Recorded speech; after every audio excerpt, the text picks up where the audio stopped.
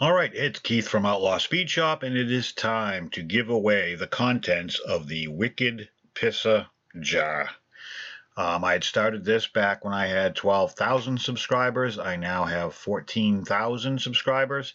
That was the goal, and each week I added a different vehicle or multiple vehicles to the actual jar, and it is time to give them away. Obviously, I posted this video I'm showing you right now, back on June 6th, which was a week ago. And the only qualifications were to comment on this video and be a subscriber. So I'm going to use a YouTube random comment picker. So I have to get the actual URL, and I'm going to put it in here. And I've got it to filter duplicate users. I'm going to get YouTube comments. I have 624 comments that are unique.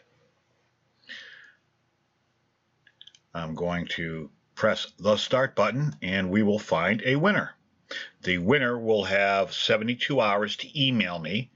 The email will be in the video description, which is outlawspeedshop2001 at gmail.com. So here we go. Let's find out who wins the contents. Random. The winner is Rugged Cross Die-Cast Customs.